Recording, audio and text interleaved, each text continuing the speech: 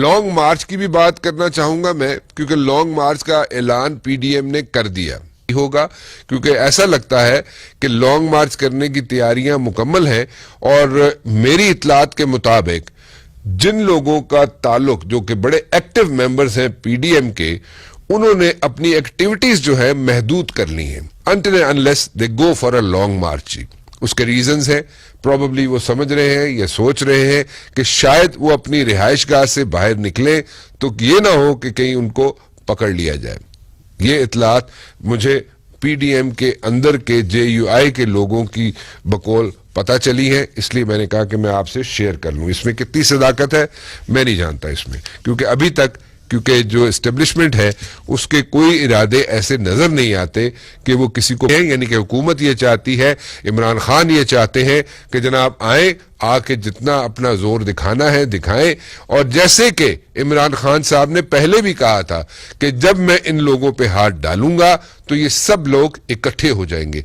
वो क्लिप भी याद दहानी के लिए मैं जरूर दिखाना चाहूंगा दोबारा, जहां पे इमरान खान साहब ने कहा था कि याद रखिएगा कि जब मैं इन लोगों पे, यानी कि ऑपोजिशन के लोगों पे हाथ डालूंगा तो वो जनाब इकट्ठे हो जाएंगे। जब ये हम हाथ डालेंगे करप्ट लोगों के ऊपर, अब सब तैयार हो जाएं, ये शोर मचाएंगे। और ये शोर हर किस्म का मचाएंगे, शायद सड़कों पे भी आए, जमहूरियत भी खतरे में आ जाएगी, क्योंकि जब इनकी करप्शन के फ्लाई। शफकत महमूद साहब, लॉन्ग मार्च की तैयारियां शुरू हो गई जनाब, और लॉन्ग मार्च ये करेंगे तो इसका क्या निकलेगा, क्या इसमें से कुछ आप लोगों ने कैलकुलेशंस की है कि लॉन्ग मार्च करेंगे, 1-2 हफ्ते रहेंगे? क्योंकि लगता ही है कि इनके प्लान्स जो हैं पीडीएम के वो लंबे हैं कुछ, तो क्या रोटी पानी दोगे इन्हों?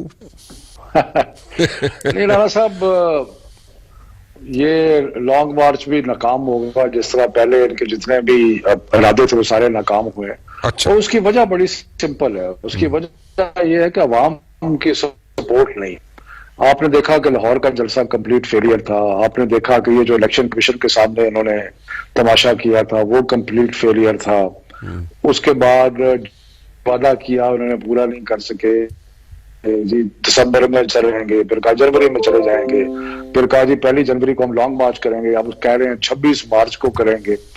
तो मकसद ये है कि प्रॉब्लम इनका क्या है, प्रॉब्लम कि ये तो इनके लिए तो और कोई मकसद नहीं है सिवाय इसके कि गवर्नमेंट को गिराया जाए, लेकिन अवाम इनके साथ नहीं है। और लॉन्ग मार्च से तो क्या होना था, पहले तो इनके बंदे नहीं इकट्ठे होंगे, अगर हो भी गए तो क्या फर्क पड़ता है, कुछ फर्क नहीं। इमरान खान साहब बार बार कहते रहे जी, और एक मरतबा क्लिप भी दिखा दीजिएगा। इमरान खान साहब ने हमेशा कहा कि जब भी मैं इन लोगों पे हाथ डालूंगा ये सब लोग इकट्ठे हो जाएंगे।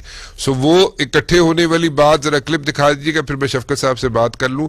जब ये हम हाथ डालेंगे करप्ट लोगों के ऊपर, अब सब तैयार हो जाएं, ये शोर मचाएंगे। और ये शोर हर किस्म का मचाएंगे, शायद सड़कों पे भी आए, जमहूरियत भी खतरे में आ जाएगी, क्योंकि जब इनकी करप्शन के ऊपर हाथ डालेगा। जी जी शफकत साहब, सो फिर सब लोग इकट्ठे हो गए। वो इकट्ठे तो होना है, क्योंकि चोरी चकारी पकड़ी गई है, हाथ पड़ गया है, लगता है कि सजाएं भी बहुत सारों को होंगी, तो इसलिए इकट्ठे तो होना फितरी बात है, जरूर इकट्ठे होना था। और फजलुर रहमान जिसने सारी उम्र यही कारोबार किया है, अब उसमें भी हाथ पड़ रहा है।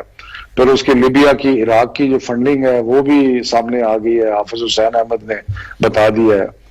तो फजलुर रहमान भी अंडर प्रेशर है। उधर से जरदारी के बेनामी अकाउंट्स का तो सारी दुनिया को पता है। और फिर नवाज और शहबाज जो हैं ये तो बिल्कुल ही, ये अब ब्रॉडशीट भी आ गई है, उसमें मजीद इंकशाफात हुए हैं। तो ये सब मिलकर इकट्ठे तो होना है। ये जो जिन्होंने चोरी की है वो कहते हैं अंग्रेजी में birds of a feather flock together, तो ये बर्ड्स ऑफ ए फेदर हैं। और दूसरा प्रॉब्लम इनको ये है कि हाथ पड़ा है, तो उसके खिलाफ मुतहिद तो होना है। और यही सारा चक्कर है, किस तरह एनआरओ मिल जाए। अच्छा, 2 चीजें जरा समझाइएगा शफकत साहब। नंबर 1, ये जितने लोग भी अभी तक, यानी कि 2.5-3 साल तकरीबन होने को आए, जितने लोग पकड़े गए, कोई ऐसा कोई एंड रिजल्ट नहीं निकला इन पे, जितने भी इल्जामात लगे? एंड रिजल्ट जो है राणा साहब, उसमें नवाज के तो निकल गया, हमारे पावर से आने से पहले ही वो डिस्क्वालीफाई हो गया था, और फिर उसको बाद में सजा भी हो गई। और लेकिन कुदरती बात है कि ये जो हमारे कानून में जो कुछ कमजोरियां हैं या हमारे कानूनी निजाम में जो कमजोरियां हैं।